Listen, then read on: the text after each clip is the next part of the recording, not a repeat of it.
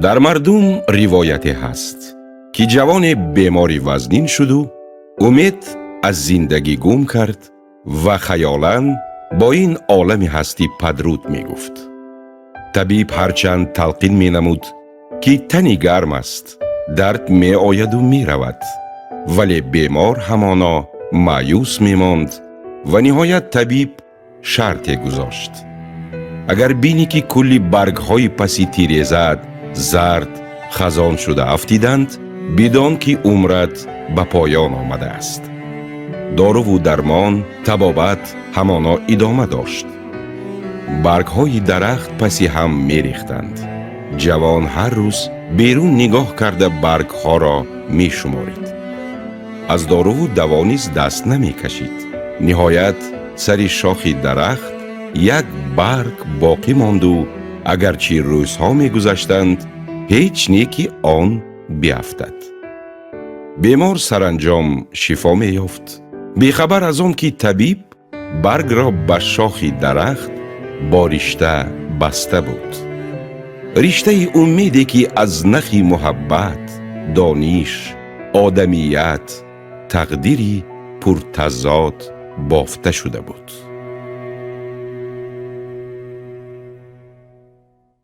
این روایت به کار و روزگار مرد خیرت، انسان کامل، طبیبی ورزیده، آموزگار اصیل، پروفسور شادروان اصل‌الدین خان عاصمی متعلق است که در واقع با دستان شفابخش خویش هزاران بیماران را دوا نموده، صدهای دیگر را به زندگی امید بخشیده است.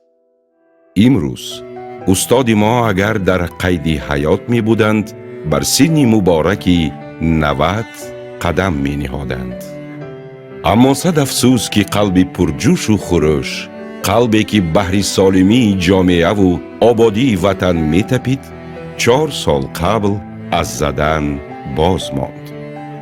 اصل‌الدین خان سیف‌الدینویچ سنه 8 اوگوست سال 2019 در سن 86 سالگی این دنیای فانی را پدرود گفت و این تلفات بزرگ برای پیوندان و نزدیکان، برای ساحه تندرستی تاجیکستان و برای تمامی ملت بود.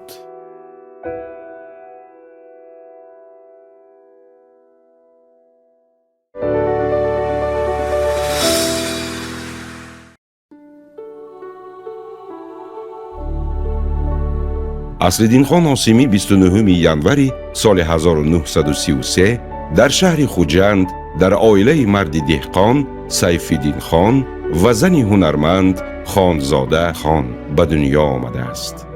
حولی آنها در گذر آخون در شفت بازار نامدار پنجشنبه جایگیر بود.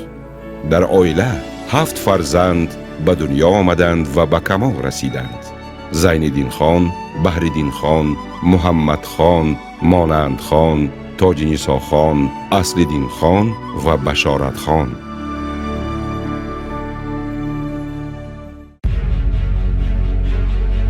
سالهای بچگی اصل‌الدین خان به دوره جنگ بزرگ وطنی راست آمد. پدری خانواده سیف‌الدین خان 3 پسر کلانی را به فرانت برای حمایه وطن گسیل کرد. یکمش این که از پدر بسیار جوان ماندم. 3 دادری کلانی در اشتراکچی جنگ بزرگی وطنی بودند. یکیشان نگشتن، دویمشان به دست خود دفن کردن در لنینگراد. محمد سیف‌الدینویچ دادری خردی، اون کس بازگشت، صحت سلامت آمدن. سالهای جنگ بزرگ وطنی برای تمامی خلق شوروی، هر یک عائله و هر یک شخص ناوابسته از سن و سال بسا سالهای وزنین بودند. سیف‌الدین خان عاصمی در فراق جگربندان به جنگ رفته‌اش بیمار گشت و سال 1943 از عالم درگذشت. باری وزنین زندگی و تعلیم و تربیه من بعده فرزندان به دوش مادر افتاد. در وقتهای خالی خانزاده با اصلدین خان و دخترانش سوره های قرآن و اشعار بزرگان شعر تاجیک و فارس را قرائت نموده حکمت آنها را معنی داد می کرد و کودکان از این قوه معنوی می گرفتند. ما اصلدین اکام خورد بدیم می فهمیدیم که چی خیل در همین وقت جدایم مشکل زندگانی میکردیم. موادهای خوراکواری نبود، مغازین ها خالی بود، نان را با کارتچکه میدادن. یک شبانه روز همین نان را خورده ما قناعت میکردیم. مادرم دلشان ریش میشد که مای خورنده نمیتوانند. بعد روزی مادرم گفتن که من اکن این خیلی زندگانی برای بچه هم یک چه کنم که زندگانیش نقش شود. گفته پول از کجا قرض گرفته نان میپختگی شدن. خواهر خردی اصلدین خان بشارت خان آن روزهای مشکل و مدهش را خوب در یاد دارد. این زنی روزگار دیده که در دوران جنگ دخترچه خردسال بود نقل می کند که برای زندگی را پیش بردن مادرم نان می پختند و من و برادرم اصلدین خان در بازار پنجشنبه آن را می فروختیم. زندگی ما از همین حساب بود. اکم نان فروخته می استادن. یک مردی قد بلند هفتش همین خیلی آرام کرده بود. فکر که می کردم که وای رویش پوستش هست خلاص، درون پوستش آب به جای موشک. دو تا نان از روی سبتم گرفت و فکر کردم که وای نخواهید، وای دو تا نان رو فرو داد. همین وقت همه نان فروشان وای رو زدن سر کردن. برادرم فهمیدن چی شد که آمده گفتن که نزنید، همه که اون کس 10 سال داشتن، نزنید، وای گرسنه است وای نزنید گفتن. همین وقت یک مردی آلفته کشتیمش بود، به فکرم ماهی یا سپتامبر اکتبر بود، می از کیسهش پول برآورده گفت که نان کی رو خورد؟ اکم گفتن که نان مرا. یک سیسی میسرخه سبتی ما پرتافت. من همونجا جرأت دست من چی بود است که چی میگویم فخری اولادی واسه پلاتون گرید. من شما گفتم که پلاتون گرید و نانی من نخورد، پول شما من لازم نه. بیچاره همتمی میبخشی گفتست پلیسیم سیستمی گرام شهر می داشتن آده برفت. خوشبختانه سالهای وزنین جنگ پسی سر شدند. مردم شوروی غلبه کرد. جنگاوران زنده مانده یک به یک به وطن برمیگشتند. لیتنانت زینالدین خان آسیمی 30 ساله در میدان نبرد قهرمانانه هلاک گشته بود. بهرالدین خان و محمد خان هرچند که در فرانت جراحت‌های وزنین جسمانی برداشته بودند، زنده به نزد پیوندانشان برگشتند و محمد خان آسیمی مسئولیت خانواده را بر ذمه خویش گرفت. در تربیه اصلدین خان نقش بزرگ را محض برادرش محمد خان بازیده است. در اول قهرمان فیلم ما می‌خواست لوتچیک شود، اما محض با مصلحت و راهنمایی محمد خان آسیمی اصلدین خان پیشه طبیبی را انتخاب کرد. محمد سیف‌الدینش در درون تن سوخته بودن، یک 16-17 جراحت‌ها داشتن تا آخر عمر. همون اسکالکهایی که میگوییم در بدن اون کس بود. بعد چند وقت بسیار گفتگو کردن، گفتن که در وقت جنگ مرا دکترها نجات دادن، اگر دکترها نمی شدن من ممکن که بازگشت نوایم بود. برای همین فکر خیال کردیم و مکتب میانه دکتری به نام پاولوف داخل شدم. برای تربیه اصل‌الدین قاسمی پدرم سهمی به اندازه داشتند. تمام حیاتشون با هم گذشت. فرزندان اصل‌الدین پدرم رو با محبت بابا جان میگفتند. اصل‌الدین تکرار به تکرار دائما میگفتند که من رو محمد اکم تربیه کردند. با مصلحتشون کسب دکتری رو انتخاب کردند. همین طور سال 1948 اصل‌الدین خان به آموزشگاه طبی به نام پاولوی شهر داخل شد. خوانش اعلی داشت و همچون اعضای فعال کمسمال در کارهای جمعیتی پیش صف بود. همه روزه تأثیرات‌های از جریان تحصیل و کسب آموزی برداشتش را به خانه آمده به نزدیکانش نقل می نمود.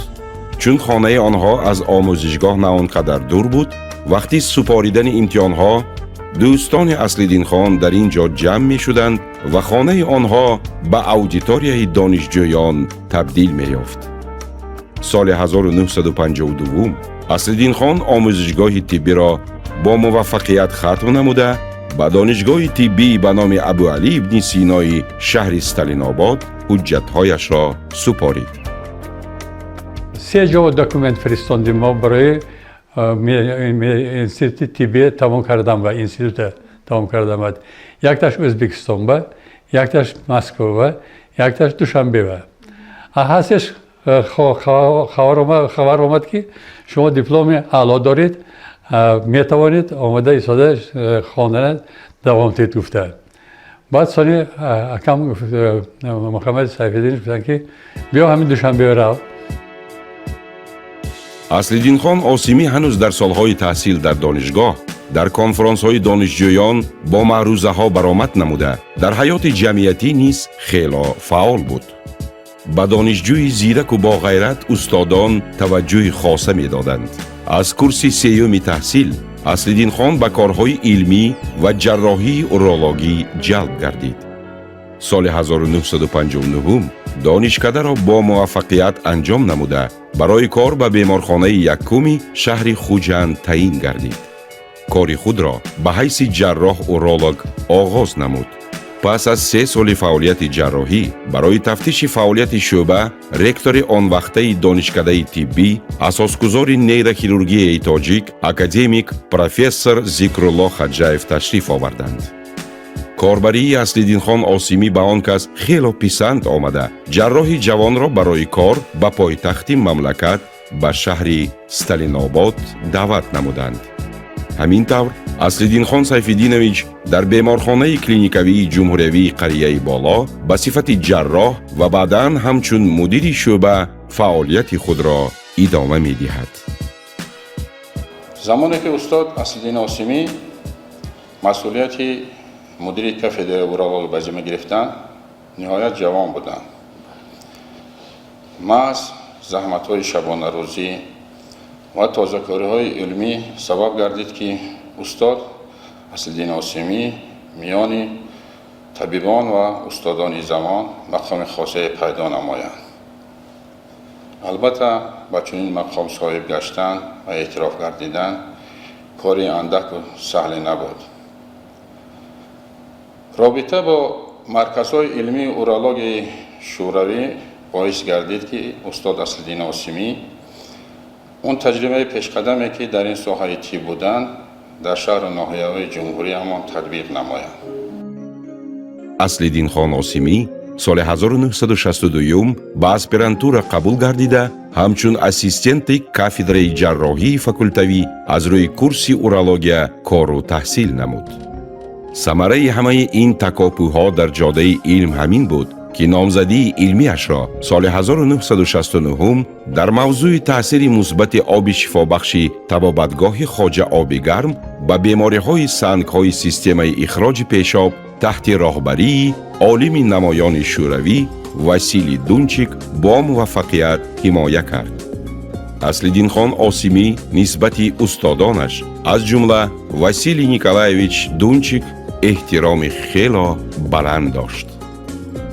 یکم معلم ما از اورولوژی واسیلی نیکولایویچ دونچیک نامزدی علمی های تیپ راضی شدن که با سروری همون دوره کورسی اورولوژی میگفتن راهبری را گیرند. تا این وقت بعضی نمودهای بیماری های سیستم بولی پیشاب و در پنجم و ششم کورس ها علاهده لکسی میخواندن، اما بیماری های شعبه اورولوژی تشخیص شدگی نبود. بسیار نمودی جراحی هایی که در جهان یا که خودی مسکو و دیگر جاها میکردن معلم ما به ما یاد دادن.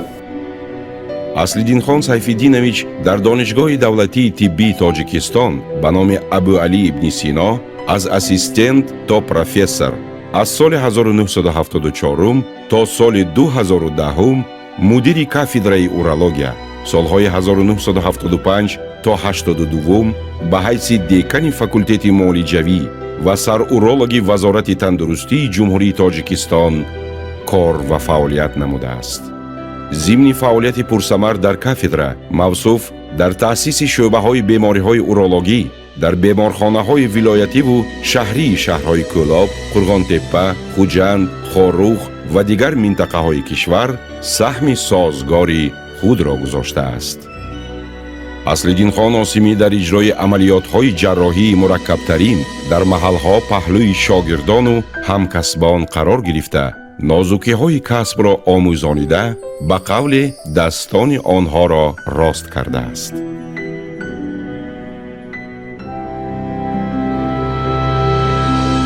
заҳмати устод дар соҳаи урологияи тоҷик амиро қайд карданем ки бе ягон шакку шубҳа Аслиддин Сайфиддинович Осимӣ асосгузори илми урологияи тоҷик ва хусусан урологияи амалиявӣ ба шумор меравад, ба ҳисоб меравад.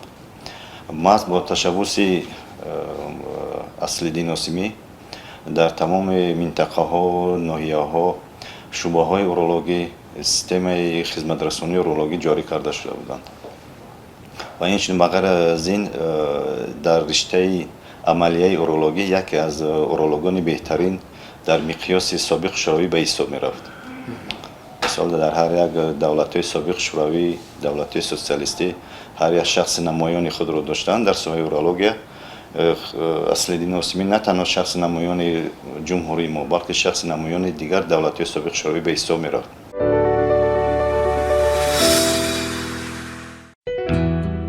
аслиддинхон Осимӣ ҷарроҳи хеле моҳир буду дасти сабук дошт. мураккабтарин амалиётҳоро бо муваффақият гузаронида ба дарди беморон даво мебахшид. ҳамеша мекӯшид ки дар қабули қарор ё додани хулоса ба иштибоҳ роҳ надиҳад. дили мисли оина софу шаффоф дошт. аз ин ҷост ки байни ёру дӯстон, ҳамсабақону ҳамкасбон ҳамчун шахсияти дорои маърифати баланди инсонӣ ва ақлу заковати комил муаррифӣ гардида аз эътибори хоса бархурдор буд. ҳар вақте ба устод савол мекардӣ ки устод чӣ норасоӣ дар фаъолияти корӣ ҳаст ва ё як гап доштанд, мегуфтанд ки ба ман фақат вақт намерасад ба хотири серкории устод ҳамчун як ҷарроҳи пештарину бақувваттарин буданд. хушбахтона ман чанд бор ба устод дар вақти ҷарроҳӣ ёрдам кардам.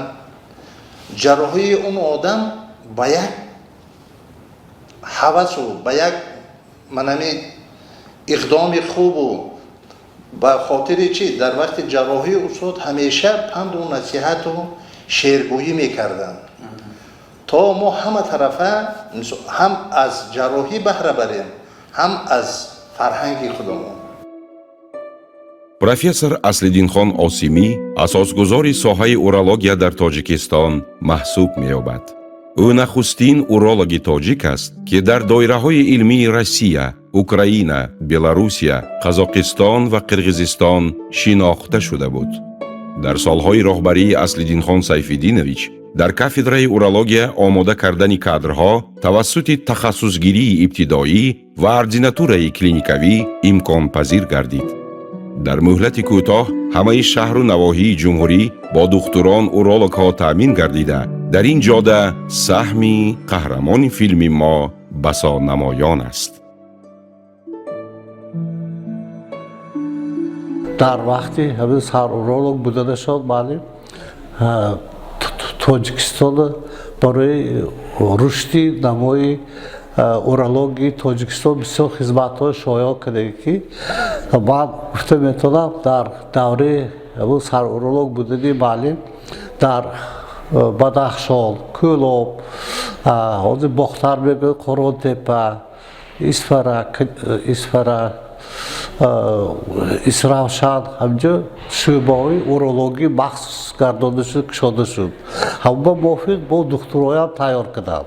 Дар натиҷаи ҳамин ҳам хизматрасонии махсуси урологӣ барои халқу Тоҷикистон беҳтар шуд. Аслиддин Сайфиддиниш баъд аз мана хатми бошад ҳар моҳ қариб ман гуфтам мумкин дар беморхонаи клиники вилоятӣ меомаданд, дар шӯъбаи урология ҳар моҳ ин кас ҷарроҳие ки хеле мушкил буд, мисли мана пластика уретри мегуфтанд, ҳама ҷарроҳи ҳамун давра ҷарроҳи вазнин буданд. Беморҳое ки беморҳои урологӣ хеле зиёд буд, муҳтоҷ буданд ба ин касали вай. Аслиддин Сайфиддиниш омда ба мо ҳам ҷарроҳӣ мекарданд, ба мо меомӯзонданд. Аслиддинхон Осимӣ дар баробари фаъолият бурдан ҳамчун пизишк солҳои зиёд декани факултаи табобатиро дар донишгоҳ низ бар ӯҳда дошту ба муҳассилин сабақ меомӯхт. дар ин давра ӯ тавонист бо заҳмату ғамхориаш муҳаббату эҳтироми донишҷӯёнро сазовор гардад. ҳар як донишҷӯи худро хуб мешинохт, дар ҳолати зарурӣ ба ёриаш мешитофт ва гоҳо кӯмаки маънавиву гоҳе моддӣ ҳам мерасонид. дар ҳамон давраҳое ки мо дар донишгоҳи давлати тиббӣ таҳсил мекардем, ин давраҳое аз 1975 то 81 устод Аслиддин Сайфиддинович вазифаи декани факултаи муолиҷаро ишғол мекарданд.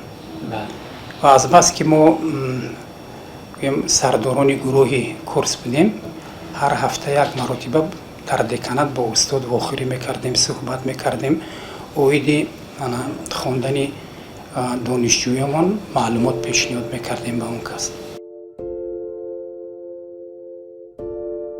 дар давраи мазкур васеъ шудани ҳаҷми корҳои илмӣ низ ба мушоҳида мерасиданд. таҳти роҳбарии профессор Аслиддинхон Осимӣ таснифоти нав барои беморони норасогии музмини гурдаҳо, барои мавсими гармо ва усулҳои ислоҳи мувозинати обу намак дар давраи пеш аз ҷарроҳӣ ва пас аз ҷарроҳӣ, барои беморони гирифтори сангзои системаи ихроҷи пешоб таҳия карда шуд. якҷоя бо профессор Василий Николаевич Дунчик бори аввал дар ҷаҳон боздоштани хун бо заҳри морро ба ҷомеаи духтурон пешкаш намуд. бори аввал дар Тоҷикистон зери роҳбарии Аслиддинхон Сайфиддинович ҷарроҳии иваз намудани гурда гузаронида шуд, ки як навгонии нодир дар соҳаи урологияи кишвар маҳсуб ёфт. умуман дар марҳилаи мавҷудияти кафедра кормандони он зиёда аз 600 кори илмӣ таълиф карданд, ки беш аз 400 тои он зери роҳбарии Аслиддинхон Сайфиддинович ба иҷро расидааст.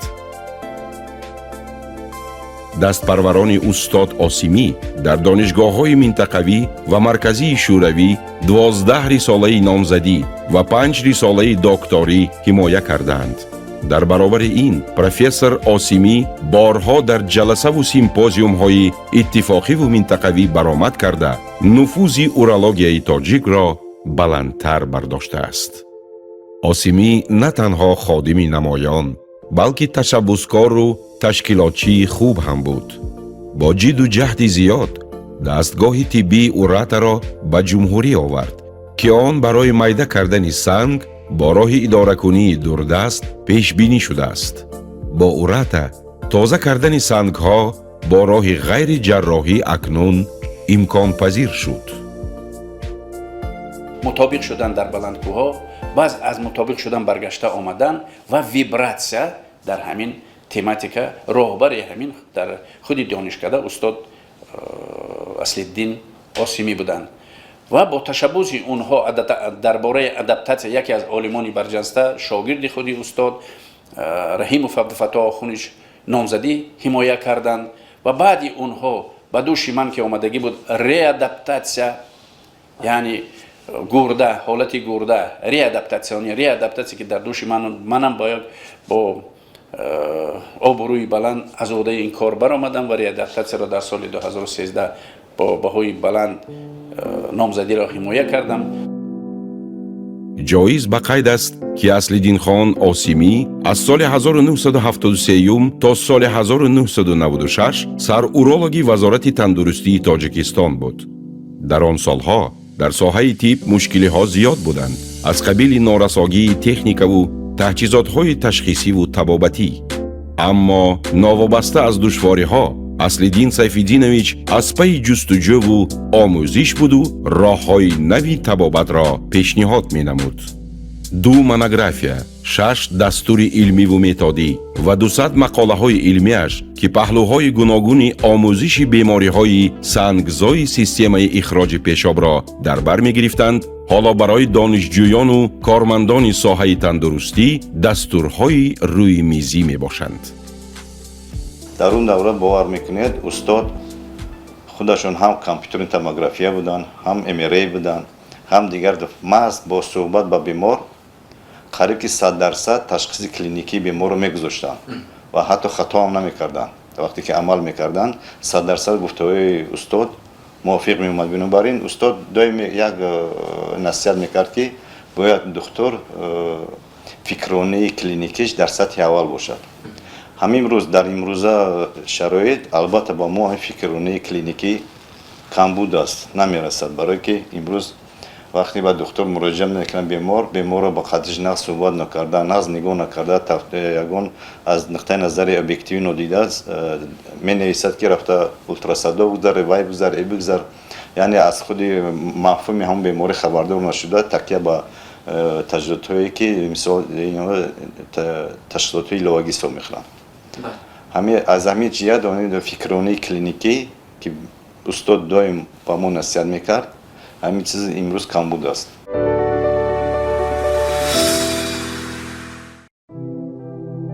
اصلالدین خان آسیمی در طول فعالیت خویش برای تکمیل اختصاص و مبادله تجربه به یک قطار کشورهای خارج سفر کرده است. هنگامی در امریکا بودنش، او در یکی از بیمارخانه‌های ایالات کلرادو همراه با پروفسور ریچارد پرسلیپ یک چند جراحی مرکب گرده ها را انجام داده، همتای امریکایی خویش را در حیرت گذاشته بود. در مسکو نیز 3 ماه یک جا با اورولوگ مشهور روس نیکولای لپاتکین همکاری کرده است. جایز به قید است که نیکولای الکسیویچ عالم مشهور جهان، اکادمیک، پروفسور، اساسگذار مکتب عمومی اتفاقی اورولوژیا محسوب می‌یابد و اصلالدین خان آسیمی از شاگرد چنین شخصیتی بزرگ بودنش افتخار می‌کرد. سالهای 80 پروفسور اصلالدین آسیمی به شهر بولدر امریکا که برادر شهر دوشنبه می باشد سفر کاری داشتند. با دکتران امریکایی واخوردند و در یک جراحی اشتراک کرده همکاری کردند. دکتران امریکایی از مهارت دکتری تاجیک قایل شده بودند. وقتی که ما خیر و خوش کردنی شدیم و اسپالکومشون رفتیم. میری شهر کس لیندا جورگنسون بودن. بعد که ما سخنهای نیک گفتیم، گفتن که استاد شما میلی ماندن ندارید. من گفتم که هلهل وطنم از تخت سلیمان به، خارل وطنم از گل ریحان به. همین گفتن زمانا من زبان روسی را ترجمه کردم، از زبان روسی زبان انگلیسی و ترجمه شد. بسیار نشستگان چپک زدن. وقتی گوسل دکترا آمده ایستاده همدیگر را آغوش کرده، آبی چشمم برآمد. نوابسته با مشکلی های دهه سالهای 90 که در تاجیکستان بودن نگاه نکردن. استاد شهر جوانی، شهر دوست داشته خود دوشنبه را ترک نکردن. مثل همیشه با چهره گشاد بیماران را پذیرایی و طبابت نموده کوشش می نمودند که به خانوادان هر یک هموطن خویش خرسندی بیاورند.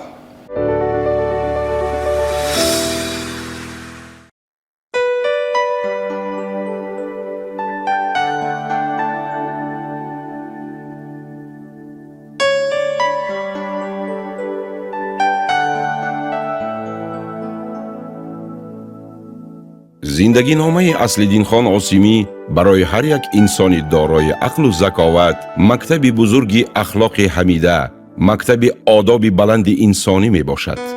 اصلدین خان عاصمی در عائله‌داری نیز نمونه عبرت بود. سال 1957 2 سال قبل از اتمام دانشگاه با دعای نیک والدان تقدیر اصلدین خان عاصمی با تقدیر همسفر حیاتیش توتی خان بزرگوار پیوسته شد. توتی خان آن سالها دانشجوی دانشگاه دولتی تاجیکستان، دخترکی زیرک و چقان، خوشقد و قامت و مسرور بود که توانست قلب اصلدین خان جوان را تسخیر کند. توتی خان جلالونا تمام عمر پربرکات خود را به ساحه معارف بخشیده است. او از معلمه عادی، دیرکتور مکتب، مدیر شعبه کار با نابالغان، جانشین رئیس کمیجرایی ناحیه اکتبر شهر دوشنبه تا به وظیفه مدیر شعبه معارف خلق شهر دوشنبه فعالیت نموده در برابر تربیه فرزندان مردم و تربیه فرزندان خویش نیز اهمیتی خاصه میداد.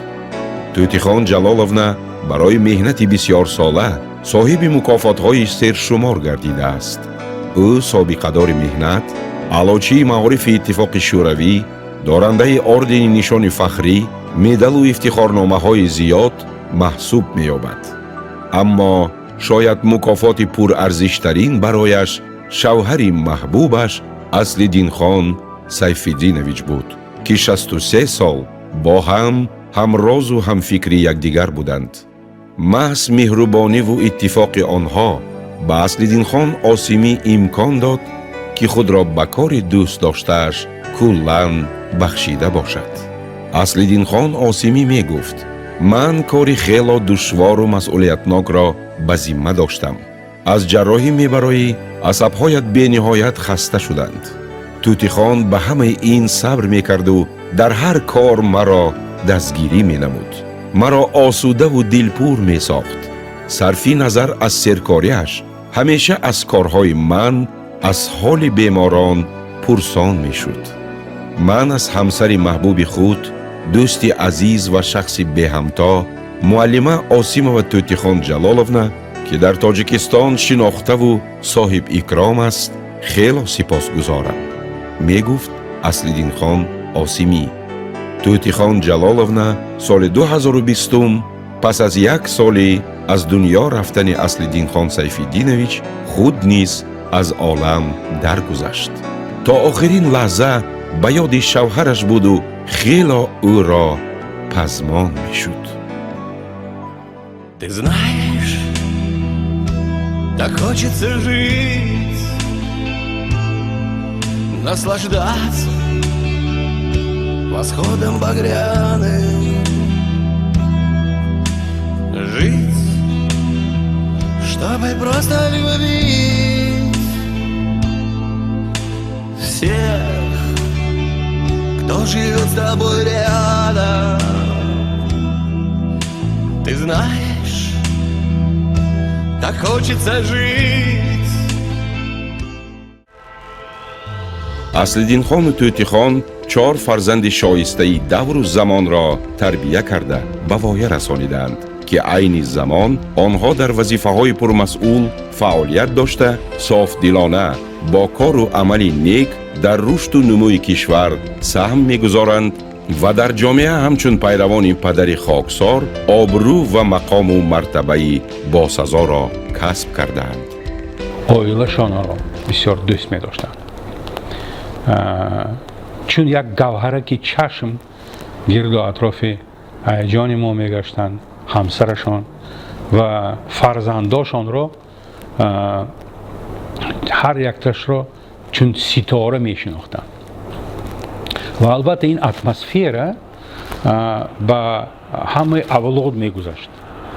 به سبب نه که اولاد کلون آسیمی ها همیشه گرد و اطراف امک پادشاه عزیز ما بودن و به نهایت دوست می داشتن. اکا می گفتن، تقا می گفتن، امک می گفتن، لیکن در هر یک همین کلمه مضمونی بسیار چقور بود. تخون نمی گفتن و царица Тамара می گفتن. همین خیلی مهربان بودن با این کس. اویل داریشان هم نهایت مهربان فرزند آورد. نهایت یکون چیره و روا نمیدیدن و دیر روا نمیدیدن، گپ های بیهوده نمیزدن. همین قدر مهربان، به همه مهربان بودن، به همه اولاد ما مهربان که جانم. خوشبختی هر یک فرد از سالم عائله، زنی با وفا، فرزندان اتفاق باشد. این را خدا به این کس ارزانی دانسته است. این کس زنی وفادار داشتن، این کسی میفهمیدن، از کار بیا از حالشان میپرسیدن و همه زنی وفادار بود که این کسی همه قدر نامدار کرد. در عائله همیشه آرامی باشد. اگر همون وقت عائله موفق میشد. همه قدر سربلنده های تقام از پشت زوجه مهربانشان осимова Тетхон Ҷаволна.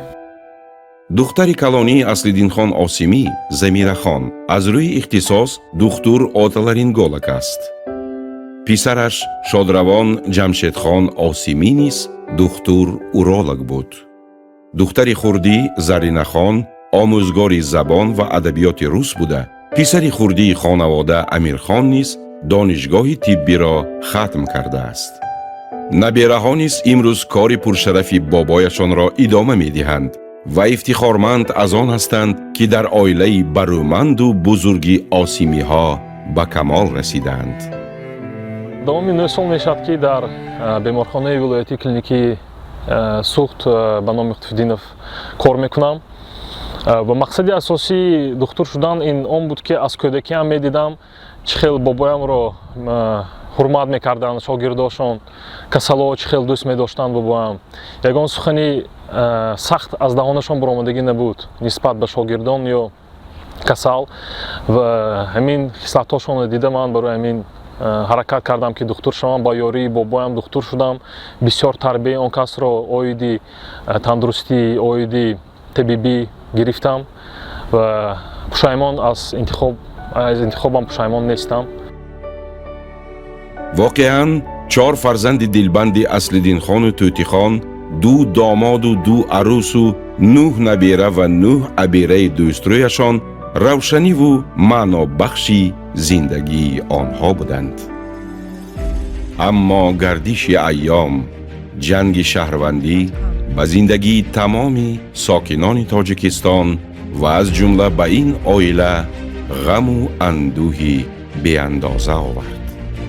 فرزندی جگربند اصلدینخان سیفالدینویچ جمشیدخان آسیمی از دست قاتل هلاک گردید. او نیز مثل پدر دکتر بود و کشته شدن کسی که کسبش یاری بیماران و زخمیان است جنایت بزرگ و نابخشیدنی است. امید پدر و مادر و پیوندانش از این جوان مرد خیلی کلان بود. مرگ فاجعه بار جگربند برای اصلدینخان آسیمی ضربه سختی بود، تصور ناپذیر. همه میدانند که جمشیدخان آسیمی رو قتل کردن. همین وقت اکم خیلی خسته شدن، کسل شدن، دست دلشان از مدیسین هم کشیدن. نمیخواستند که جراحی کنند.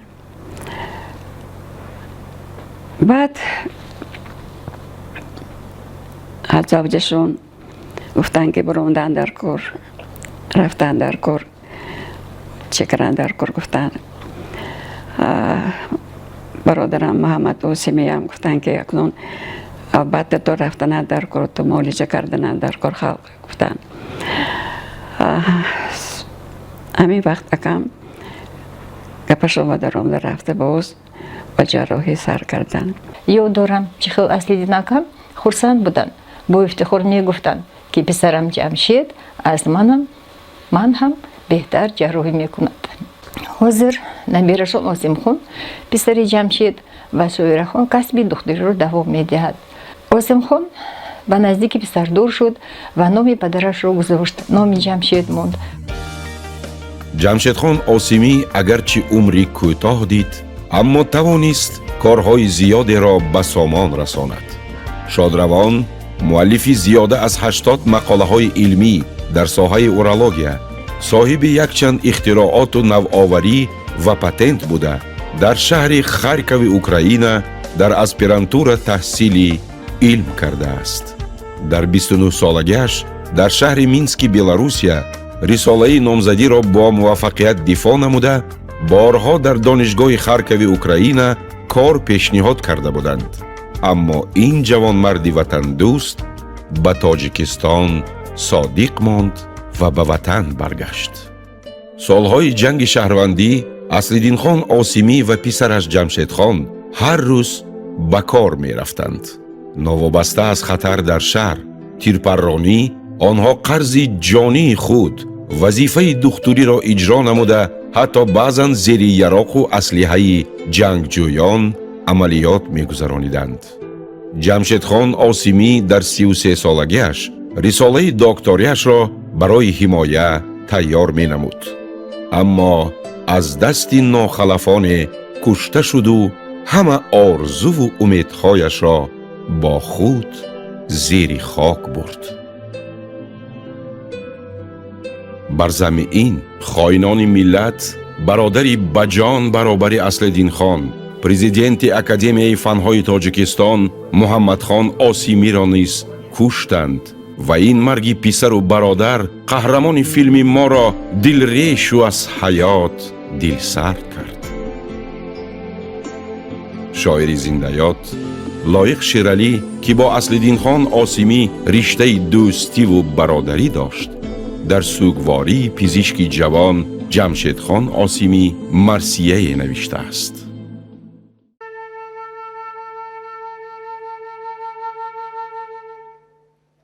کشتندت آ جان و جگر، ای جشن و سور و عید من. کشتندت آ نوری بصر، ای بر زمان تمهید من. ای فخر من در زندگی از دید و از نادید من، خاک دو عالم بر سرم بر این سری اسپید من. کشتندت آ جمشید من، جام جمی امید من. ای اندر این ظلمت سرا مهتاب من، خورشید من. نه خاطر رنجانده ای، نه بر کس بد کرده ای، نه حق مردم خورده ای، نه مال مردم برده ای. حتی دل یک مور را نفسرده ای، نازرده ای. باید بمیرند این سگان، باره چرا تو مرده ای.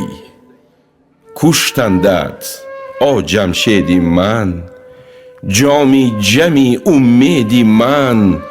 ای اندر این ظلمت سرا مهتاب من، خورشید من.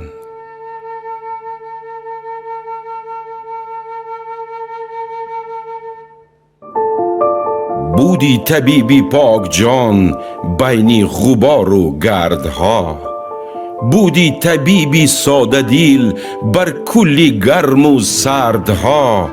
بودی طبیبی مردها، نامردها یا مردها.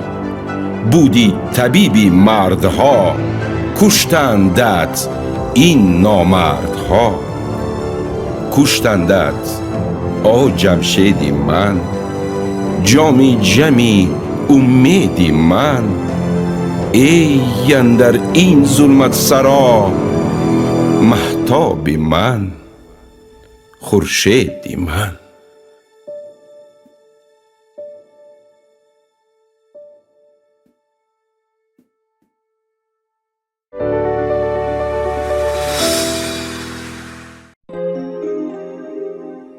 حیات از ممات پرزور است.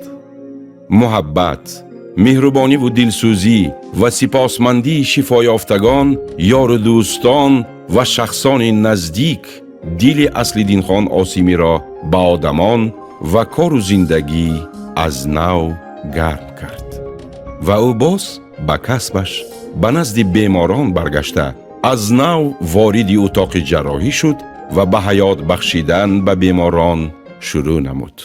اصل‌الدین خان سیف‌الدینویچ به قسم پیر دختران هیپوکرات به رسالت خود همیشه وفادار بود.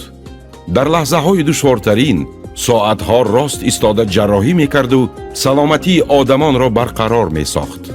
همه را با یک چشم میدید و نسبتشان مهربانانه مناسبت میکرد، زیرا مردی کامل بود و دلی بزرگ داشت.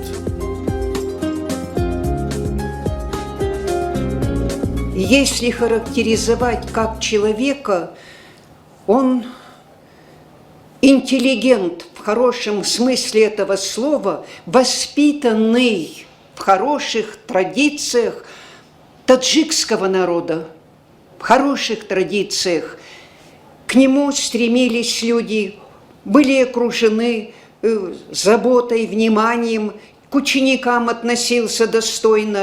Если что-то не получалось, не ругал его, не колотил, как говорят, по макушке, а имел. Это надо было иметь великую силу и нервное напряжение, спокойно объяснять человечку, будущему своему продолжателю, что делать, как делать и что. В этом плане прекрасный был человек. اصل‌الدین خان عاصمی در برابر پزشکی ورزیده بودنش مردی شعردان و فرهنگ دوست هم بود. وقتی خالگی خود را با مطالعه ادبیات علمی و بدیعی می‌گذرانید. هر یک کلامش شعر بود و هر یک عملش نمونه عبرت. بیشک چنین انسان‌ها کم نظیرند و زندگی شایسته آنها برای نسل امروز مکتبی بزرگ است که باید از آن سبق آموخت. تا بتوانی رنج مگردان کسا، بر آتش خشم خشم خشم منشان کس را. گر راحت جاویدانی تمام داری، میرنج همیشه بود مرنجان کس را. ناز گفتن همین یک کلیده ما اکن بچه های یاد دیم که و ناگاه یکان کسی نرنجانند. ما جنو رو بسیار دوست می داشتن. در گیتر اطراف خود جمع میکردن. در سر یک دسترخوان رو 6 تا را دوست می داشتن. شعر و سرود رو دوست می داشتن. حافظ، جامی، لایق اینها رو بسیار می خوندن و با تلقین میکردن که هر یک دش ما باید که شعر دوست باشیم، وطن دوست باشیم، خویشتن شناس باشیم و با یک دیگر مهربان باشیم. این مهربانی آن کس بود که ما در روح خودشان تربیه کرده توانستند. اینا به همه نمونه بودن. در حقیقت هم لایق شیرالی استاد اصل‌الدین سیف‌الدینش را چون پدر خود می نامیدن و به سبب نیکی یک سلسله شعراشان، شعرهای لایق شیرالی درباره استاد عاصمی و درباره عائله‌شان نوشته شده است. این آن معنای دارد که استاد عاصمی نه فقط دکتر بزرگ بودند، بلکه فرزند تاجیک بزرگ بودند. چون که فرزند تاجیک حتما شعردان است و فرهنگدان است و مدنیت هر روزه این آدم مدنیت اعلاترین است. اصلدین خان آسیمی صرف نظر از آن که دو سکته دل را پسی سر نموده، غم و اندوه زیاد را دیده است، همچون جان فدای کسب خویش تا دمی واپسین در فکر سالمی ملت و مردم عزیزش بود و به کسب خود صادق ماند. تنها درباره بیماران فکر میکرد و بیماران نیز طبیب خود را همچون حبیب خود منتظر می شدند. و یا مردم رو گوش کرده می توانستند. اگر کسال یا اینکه کسی که نبیاد خشمی تبور استودنت می مثلا چون که و یا سال دکانی و مدیر کافدره مد اینستیتوت بودن، کی صحبت نکند درد دلشون به ویای نگوید، 1 ساعت 2 ساعت 3 ساعت ویا گوش میکردن، یگان کسا آزار نمیدادن. ایش آدم با شمور و گوش کردن و وضعیت آدمی که به پیششان آمد فهمیدن، این یک چیز بزرگ است. اصلیدین سفیدین حقیقتا به آدم اصیل. آدم اصیلی ممکن که یک نامی پدر و مادرشان گذاشتگی میگن که نام به آدم یک شنامش خصوصیت های علایدی نامش رو شنامش به خود میگیرد. هم به از این سفیدین شخصی اصیل بودن. از یک طرف همچون دکتر نامشون در تاجیکستان خیلی تیز پخش شد. از بس که آدمی خردمند، آدمی دانا، دانشمند، کاری خودشون رو ناز آموختگی، ناز چیکاردگی و اسپیرانتور رفته در مسکو نشکه همون رفتگی شناسایی هم از بس که با نزد راهبرشون میرفتن تیز میرفتن. از همین هم در تاجیکستان همچون دکتری اورولوژی ورزیده، اورولوژی خیلی هم سطح بلند دانش داشته مشهور شده بودن. حکومت کشور خدمت و زحمت‌های شایان پروفسور اصلدین خان آسیمی را که بیش از 60 سال عمر خویش را نثار رشد و ساحه تندرستی نموده است، با چندین عنوان و جایزه ها از جمله با عنوان اعلاچی تندرستی اتحاد شوروی، پزشک شایسته تاجیکستان و برای دستاوردها در ساحه تحصیلات عالی با مکافات مکتب عالی اتفاق جمهوری شوروی سوسیالیستی و مدال سابقه دار مهنت سرفراز گردانیده است. سال 2009 پرزیدنت جمهوری تاجیکستان محترم امامعلی رحمان اصلدین خان آسیمی را با مدال شفقت مکافانیدند و سال 2011 اصلدین خان آسیمی با عنوان پروفسور فخری دانشگاه دولتی طبی تاجیکستان به نام ابوعلی ابن سینا قدرشناسی گردید. باید گفت که اصلدین خان سیفالدینویچ همچون جراح برجسته به گرفتن جایزه تیغ طلایی نیز شرفیاب شده است. در ویکیپدیا نام و نسب و خدمت‌های شایان پروفسور اصلدین خان آسیمی همچون اورولوژ شوروی و تاجیک درج گردیده است که این هم باعثی افتخار است. استاد بسیار عمری با برکت دیدن. برای مردم، برای ساحه تندرستی، برای علم جمهوری تاجیکستان، برای ساحه معارف بسیار منفعت زیاد آوردگی هستند. هم آموزگار بودن، هم عالم بودن، هم جراحی که به دست خود عمل میکردن.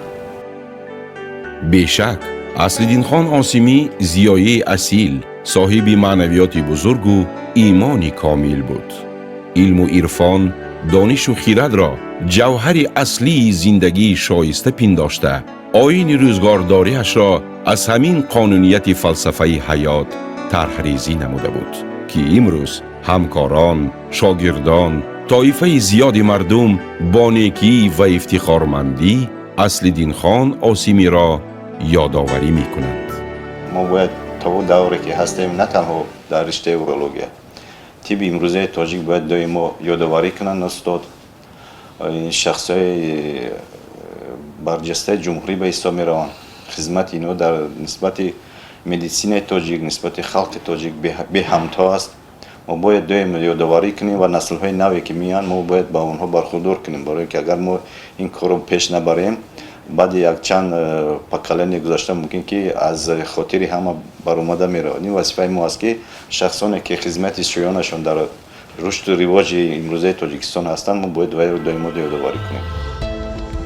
در حقیقت شخصیت‌های به مثل اصل‌الدین خان عاصمی نهایت انگشت شمار هستند و آموزش صحیفه ارزشمندی تاریخی حیات پربرکات این پزشک نامور که سرشار از خدمت‌های شایسته در نزد خلق و وطن، پیروزی و دستاوردها و پند و نصیحت‌هاست، امری ضروری است. یگان اولاد ما منفعتی خودش به کار کردگیش نیست. ما میگفتن که اولاد ما نه بای میشد و نه خور میشد. هیوی بودن نه بای میشد و نه خور میشد. همین میانه حال میرد. همه که برابر. اما پسندیده خلق. جوش و جادت باشد همه وقت باید در دل دیده ما هستند. اصلین صحیفه نشان الهی روحشان شاد باش منزلشان آباد باشد. همه خصوصیت های نیکشان مهربونی های به خیش توار میکردگیشان به یار دوست میکردگیشان صحبت های صمیمیشان صحبت های شیرینشان هیچ وقت از یاد ما فراموش نمیشود. همه یار دوست خیش توار همه وقت یادآوری میکنه و این البته سالهای دور دراز من چنانش در یاد همه ما البته اصلی که میمانم. بگذار تقوی بزرگم یادشون بخیر آسوده آباد باشد آخرتشون یاد نیکشون همیشه در دل و دیده ما است. امک بچه عزیز ما همیشه در یاد ما هستند در دل ما هستند.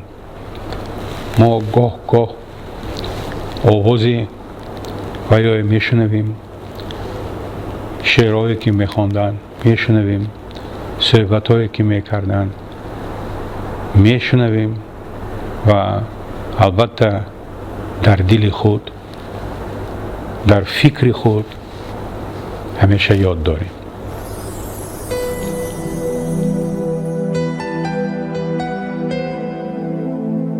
نام نیک و کار و پیکار استاد اصل‌الدین خان عاصمی در قلب یار و دوستان و نزدیکان و پیوندان همچون انسانی کامل و طبیبی برجسته جاویدانه باقی خواهد ماند. در این گلشن پریشان مثل گویم نمیدانم چی میخواهم چی جویم برایت آرزویم یا بر نیاید شهیدی سوز ساز آرزویم. که گفتگی نه این از این